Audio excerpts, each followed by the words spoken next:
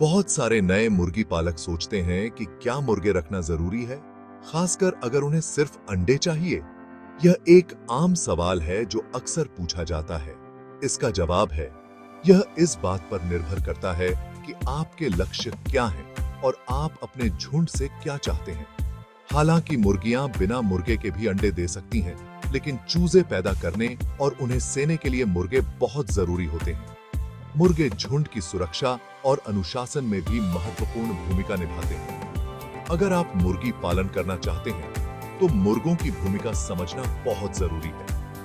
वे न केवल प्रजनन के लिए आवश्यक हैं, बल्कि वे झुंड को एकजुट और सुरक्षित रखने में भी मदद करते हैं। यह बात सोनली, RIR जैसी नस्लों के लिए भी सही है। कड़कनाथ, ब्लैक ऑस्ट्रेलॉट और अन्य नस्लों के लिए भी, या किसी भी नस्ल के लिए सही है।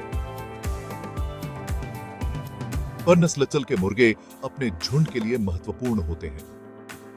मुर्गे के होने या न होने से आपके चूजे पैदा करने और अपने झुंड को प्राकृतिक तरीके से बढ़ाने की क्षमता पर सीधा असर पड़ता है। इसलिए अपने झुंड के लिए मुर्गे का महत्व समझना आवश्यक है। अंडों को फर्टिलाइज करने के लिए मुर्गे बहुत जरूरी होते हैं। वे न केवल अंडों को फर्टिलाइज करते हैं, बल्कि मुर्गियों की सुरक्षा भी करते हैं। अगर आपको अपनी मुर्गियों के अंडों से चूजे पैदा करने हैं, तो आपको एक मुर्गे की जरूरत होगी। मुर्गे के बिना अंडे फर्टिलाइजर नहीं हो सकते।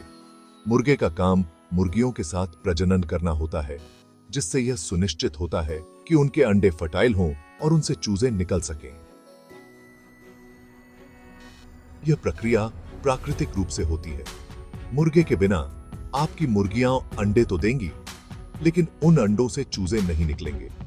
ये अंडे केवल खाने के लिए उपयुक्त होते हैं। बिना मुर्गे वाली मुर्गियों के अंडे दुकान से खरीदे गए अंडों जैसे ही होते हैं। खाने के लिए तो अच्छे होते हैं, लेकिन चूजे पैदा करने के लिए नहीं। इसलिए अगर आप चूजे चाहते हैं, तो मुर्गे की आवश्यकता होती है। आपको कितने मुर्गों की जरूरत है, यह आपके झुंड के आकार और आपके लक्ष्यों पर निर्भर करता है। अगर आपका झुंड छोटा है और आपको बस अपने इस्तेमाल के लिए थोड़े से चूजे चाहिए, तो एक मुर्गा काफी हो सकता है। हालांकि अगर आपका झुंड बड़ा है या आप चूजे बेचने के लिए पैदा करना चाहते हैं, तो आपको और मुर्गों की जरूरत होगी।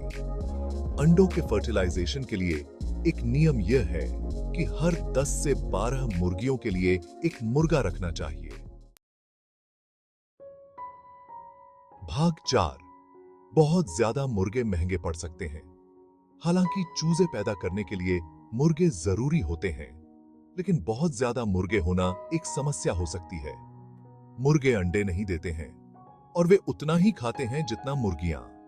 इसका मतलब है कि अंडे के उत्पादन में बिना किसी वृद्धि के खाने वाले ज्यादा मुंह। बहुत ज्यादा मुर्गों के कारण झुंड में लड़ाई और चोटें भी लग सकती हैं। वे भोजन, जगह और प्रभुत्व के लिए प्रतिस्पर्धा कर सकते हैं, जिससे आपके पक्षियों को तनाव और संभावित नुकसान हो सकता है। भाग 5, अपने फार्म के लिए सही संतुलन कैसे बनाएं? मुर्गी पालन में सफलता की कुंजी सही संतुलन बनाने में है। यह संतुलन आपके फार्म की उत्पादकता और लाभप्रदता को बढ़ाने में महत्वपूर्ण भूमिका निभाता है। अपनी जरूरतों और लक्ष्यों पर ध्यान से विचार करें। यह सुनिश्चित करें कि आप अपने फार्म के लिए क्या चाहते हैं और किस दिशा में बढ़ना चाहते हैं। अगर आपको सिर्फ खाने के लिए अंडे चाहिए, तो आप बिना मुर्गे के भी काम चला सकते हैं। यह तरीका आपको अंडों की अच्छी आपूर्ति देगा।